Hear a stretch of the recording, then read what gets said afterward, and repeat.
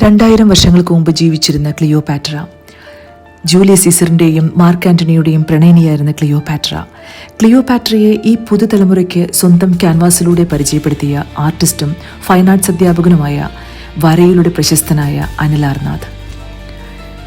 മനോരമ അടക്കമുള്ള ഒട്ടുമിക്ക ചാനലുകളും അദ്ദേഹത്തെപ്പറ്റി പ്രോഗ്രാമുകൾ ചെയ്തിട്ടുണ്ടെങ്കിലും എനിക്ക് അദ്ദേഹത്തെപ്പറ്റി കുറച്ചു കാര്യങ്ങൾ അറിയണമെന്ന് തോന്നി. ഞാൻ താങ്കളുടെ ഒരുപാട് കലാസൃഷ്ടികൾ കണ്ടിട്ടുണ്ട്.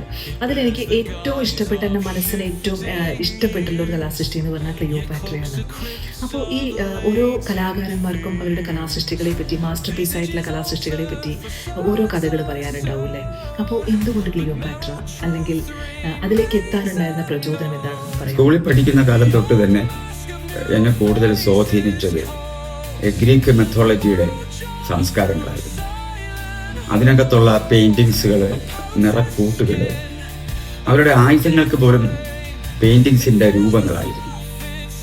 അപ്പോൾ എന്നെ ഒരുപാട് സ്വാധീനിച്ചത് ആ പെയിന്റിങ്സുകൾ തന്നെയായിരുന്നു. റോമ, ഈജിപ്റ്റ്, ഗ്രീക്ക് അവരുടെ കലാസൃഷ്ടികൾക്ക് മറ്റിൽ നിന്നല്ല വിഭിന്നമായി മാറി നിൽക്കുന്നുണ്ട്.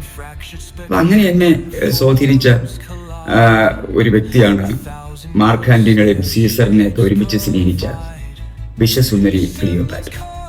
അത് എൻ്റെ മനസ്സിൽ ഇങ്ങനെ കുറേ കാലങ്ങളായിട്ട് ഞാൻ കിടക്കുന്നൊരു രൂപമാണ്. അതുപോലെ തന്നെ ഒരു വെളുപ്പിന് 3 മണിക്ക് ഞാൻ സ്വപ്നം കാണുകയാണ്. ഈ വിശ്വസുന്ദരിയുടെ ഒരു രൂപം ശരിക്കും ഒരു ക്ലാരിറ്റി ഇല്ല. അപ്പുറത്തേക്ക് ഞാൻ കാണുമ്പോൾ ഒരു നിറക്കൂട്ടുകളിൽ ഒരു സുന്ദരി ഇറങ്ങി വരുന്നതായിട്ട് അതിന് ഞാൻ മനസ്സിൽ അപ്പം തന്നെ ഞാൻ എഴുന്നേൽക്കുകയും ഞാൻ പെയിന്റിങ്സ് എല്ലാം എടുത്ത് വെച്ച് ഞാൻ ഒരു റഫ് കോപ്പി വരയ്ക്കുകയാണ് ചെയ്തത്.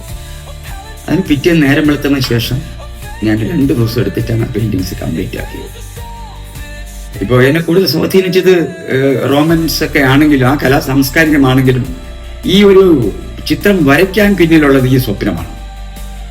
അത് അതുപോലെ വരച്ചു തീരുകയും ജനങ്ങൾ ഒരുപാട് അത് ഏറ്റെടുക്കുകയും എനിക്ക് വിളിച്ചു തന്നെ അപ്രീസിയേഷൻ പറയുകയും എൻ്റെ കമൻസ് ബോക്സിലൊക്കെ ഒരുപാട് നല്ല അഭിപ്രായങ്ങൾ വന്നപ്പോൾ എനിക്കതൊരു പ്രചോദനമായി.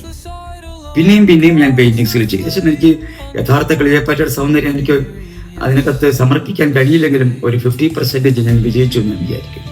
അത് കണ്ട പലരും നല്ല അഭിപ്രായങ്ങൾ പറഞ്ഞപ്പോൾ എനിക്ക് കൂടുതൽ പിന്നെയും ഈ പെയിന്റിങ്സുകൾ ചെയ്യാനുള്ള ഒരു പ്രചോദനം പ്രൂവ് ചെയ്തതാണ്.